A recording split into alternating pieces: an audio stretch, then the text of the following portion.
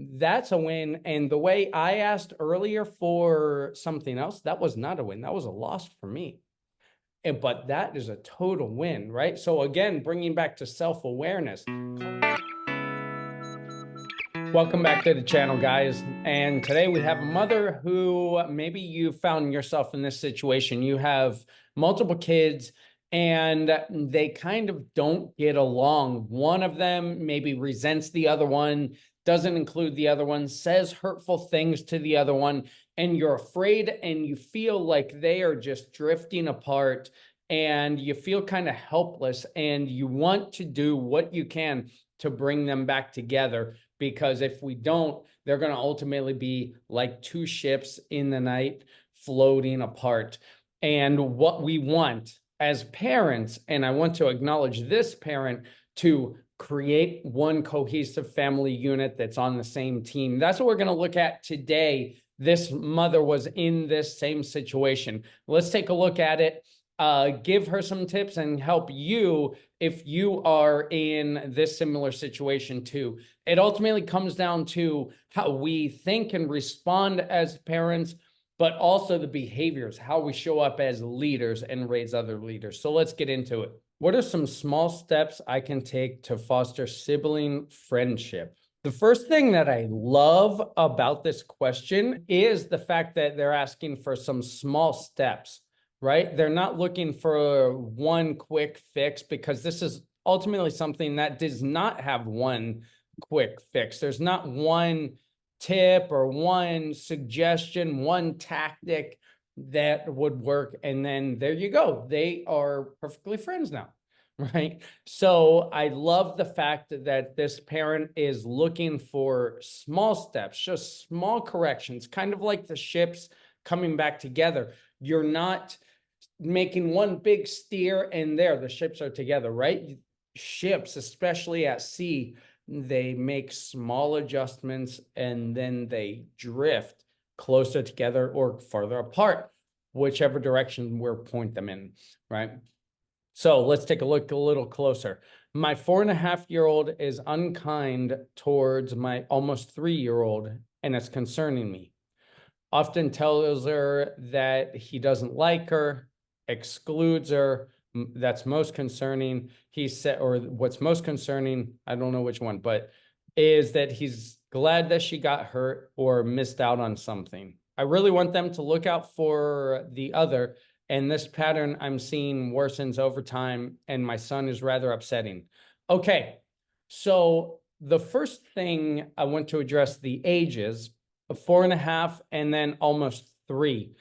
These are the perfect ages to course correct. And these are the perfect ages to course correct relatively quickly, because they are still forming who they are as people. They're still in, if we study brainwaves, they're still in that alpha brainwave state, which is a state of consciousness, which is a state of hypnosis. So they are receiving everything and downloading everything into their hard drive programs as a human brain, right? So this is the perfect age to steer them into the right direction. Now, a little backstory for me, I had a similar situation. My kids were not being on the same team so much, right? Except for mine was opposite. It was the younger one. Now, he admires, he loves his older sister. It does, but he shows it in some odd ways, and he's a hitter, he's a biter, and he says, ugly things that I know he doesn't mean. And the same with yours. He just doesn't know how to communicate, or he doesn't know the gravity of these things that he's saying, right?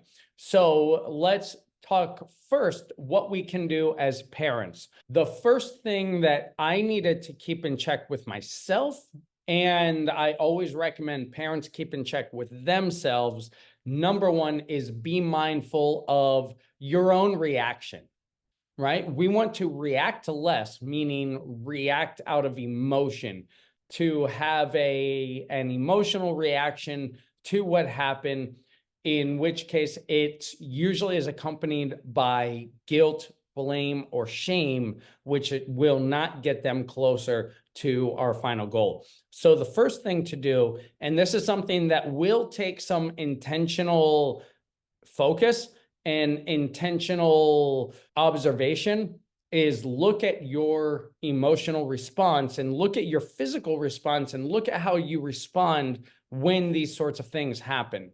This is not something that you can answer right now, unfortunately, because of course our human memories are really poor. And of course, we will think of the times when we did answer nicely or we did answer kindly.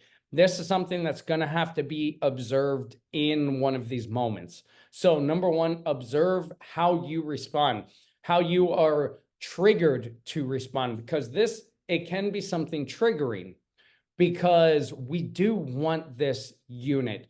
And when our children, one child is saying something hurtful to another child, even though they're both our children, our one child is having something hurtful said to them, right? And then our other child is doing the hurtful thing, or saying the hurtful things. So we're kind of conflicted. So there's a lot of emotion that we need to observe and take care of, right? Because at the end of the day, our children are mirrors of us. So if our emotional reaction takes over and we intentionally or unintentionally bring blame, shame, guilt into the situation, and this could look like things like, why do you always say things like this to her? Where does this come from? Why are you saying this? This is so hurtful. Why don't you love your sister? Things like that. These sorts of things, whereas the words, why are you saying these hurtful things? They make sense to us with an adult conscious mind, but on a subconscious level, on an emotional level, a lot of the times we don't even know why we do or say the things that we do when our subconscious programming and our emotions take over, right? So he probably doesn't know why he's saying these things. So that's the first thing. Observe your own reaction, observe our own reactions as parents and our responses. Let's get the emotional reaction, put that to the side, separate emotionally. I have some tools to help you do this. If you want, I'll put those below, but set the emotional response reaction aside, and let's get to a response to the behavior itself. And sometimes that's just a matter of, it could be just a matter of breathing, taking a second, breathing, giving a moment of silence before you address the situation, right? But the three emotions that we want to avoid at all costs are blame, shame, and guilt. We want to avoid those, take those out of the equation as much as possible with ourselves and with our kids. Now let's move on to the behavior, how we can respond to the behavior. And again, we want to respond to the behavior and address the behavior, not the child right now. And think, what behavior can I replace this behavior with? We want to replace, we don't want to, and this goes with us, with our own habits. And if we want to change our own lives and our own behavior and our own habits, or we want to help somebody else, it's very difficult to just quit a habit or quit a behavior, but rather we want to take a bad behavior, a negative behavior out and replace it with a positive behavior or a desired behavior. That way, there's not this missing hole that can easily invite that unwanted behavior back in. But we want to take that unwanted behavior out and replace it with a wanted behavior, a desired behavior, a healthy behavior. So what does this look like with your child? So what if he says he excludes her, or he says that he's glad she got hurt? You know, what if we first did the pattern interrupt, or we focused in on our breath and we said, are you really glad that she got hurt? Does that make you happy? Right? So we want to understand. The first is seek to understand and then to be understood. Understand, why is he saying this? Does he really feel this way? Is he just saying this? Is he saying this because he's feeling hurt? Is he saying this for attention? Is he saying this because of something inside of him? Where is it coming from? And see if he really believes it. You know, you can do this to adults too, right? If somebody says something hurtful to you, just say, can you say that again? And then you'll notice their tone change and their eyes change, and they might repeat the words again, but with less fire. Just ask them to repeat it again. Can you say that again? And then see how it changes. And then maybe add in, are you sure? Is that what you meant to say? Are you? Because I'm wondering why. You know what I mean? So address the behavior, get them to become more aware of their own words and what it means. Because oftentimes I'll tell my son, I'll say, does that make you feel good? You know, when he does something hurtful. And, you know, sometimes he'll say yes, and sometimes he'll say no. And so then I'll address each one as it comes, but I will let him feel how he feels and then address it and teach along the way. And something that really helped me and other parents is to understand that we are raising little leaders. Do what you can to raise your son to be a leader, especially if he's a big brother, right? Maybe get a book. There's one that I got for my sister, for my daughter, saying, I'm a big sister. It's just a little children's book that we read together when their mother was pregnant. And so maybe there's an I'm a big brother, something like that.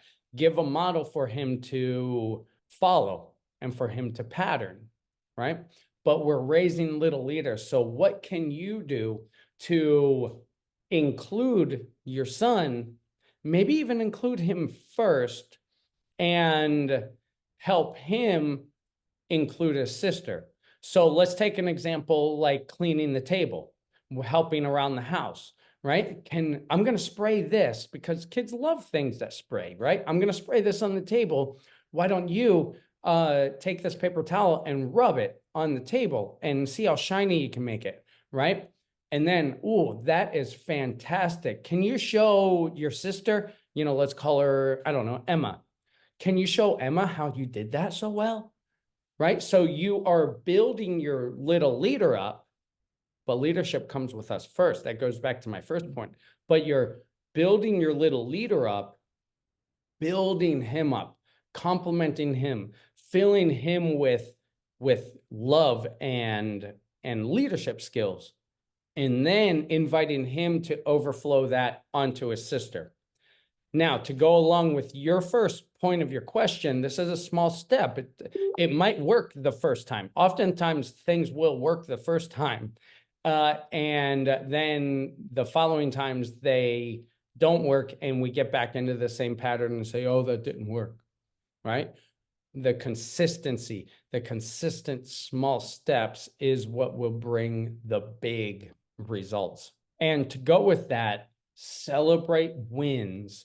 So celebrate the times when your son does include her, right? We can often get focused on these times, right? The times when he is unkind, the times when he says nasty things, the times when he excludes her, the times when all of these happen, and say, why don't you include your sister?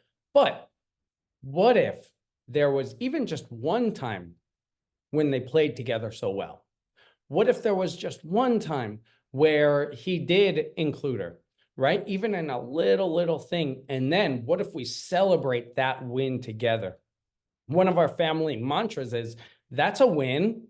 That's a win, right? Look at what you did. That's a win. And even celebrating it for ourselves. So we celebrate the wins and say, you see how that you see how you included, you know, Emma? How does that feel? That feels good, right? Right? You know, and we show excitement, not fake excitement, but real excitement, because we see the progress. See the progress and celebrate wins together. And this happened for me just recently. So we've been working on my son speaking a little more kindly when he asks for things. So rather than ordering things in a harsh, negative, demanding way, to ask politely for things. Well, in the shower the other night, I heard him say, "Can I have the mirror, please?" Or, "Can you give me the mirror, please?" And I gave him the mirror and I stopped and I said, "Did you just hear what you said? That's a win. That's a total win. Asking for the mirror so nicely like that, that's awesome." And you know what? That's a win. And the way I asked earlier for something else, that was not a win. That was a loss for me. But that is a total win, right? So again, bringing back to self-awareness, calling me out on my negative patterns, and then improving myself, helping raise him. So we're building this culture of leadership and healthy communication, noticing wins. And the thing about losses, this is another family mantra. The thing about losses, a loss can always be turned into a win with another decision, right? It's not what happens to us, it's what happens next. And I have one other little trick that I use. It's like a personality thing and a family culture thing, but I'd like to share it with you. But before I do, take a second. If this is resonating with you, hit the subscribe button and the bell so you can be notified every time I upload a video and help other parents with situations that could help you too. So this tip, it's kind of like a family culture. I have a family culture of martial artists. My dad was a martial artist. I was raised in different kinds of martial arts, Tang Soo Do, wrestling, and then I did Taekwondo, kickboxing, Muay Thai, Jiu Jitsu. And essentially, I use this to build them to become a family unit together. And it's the old principle of the enemy of my enemy is my friend. So what does this look like in a family dynamic? So I will play around and joke and maybe give one child 2 cookies and tell them, don't share it with your sister. So it's like reverse psychology, right? And I'll see what happens. I'll make it known that it's, he's to give it to her, but I'll say that it's not. So it's a little reverse psychology to get them kind of working together in against a common enemy, which is me. You know what I mean? And I will play attack one and have the other one kind of defend them and come to rescue them. And I will say, what are you doing helping your sister? What are you doing? Aren't we on the same team? And things like that. So a little friendly physical banter. So I'll attack one, fake attack one, and have the other one come to the rescue. That's a personality thing, but you can adapt that to your style of parenting and your style of personality as you see fit. So these are a few tips that I would suggest to bring your family together. I know this has got to be troublesome for you. It is hurtful, like we said before, because you have one child that's not being kind, and then you have another child that someone is saying bad things about and making them feel bad, right? And we just want to create a family unit. It starts with you. Now, I do have some information that will be below. One, a document on healthy communication. These are in my link tree. Healthy communication patterns that you can adapt and use for your family to develop a family culture of communication. And also a 4-character framework that helps us to become strong family leaders within our family and create and write the family story that we want to create. Ultimately, we are the leaders of our family and we're raising little leaders. And the more we feel empowered, the more we can raise empowered kids. But thank you. I hope this helped. Keep doing what you're doing. Keep on the good path. Keep asking for help when you need it. And just know that you're not alone in this. Other parents have a very similar situation. You are doing a great job. You're a great mother. You're a great father. And I want to give you my acknowledgement for that. Check out the resources below. I'll see you in the next one.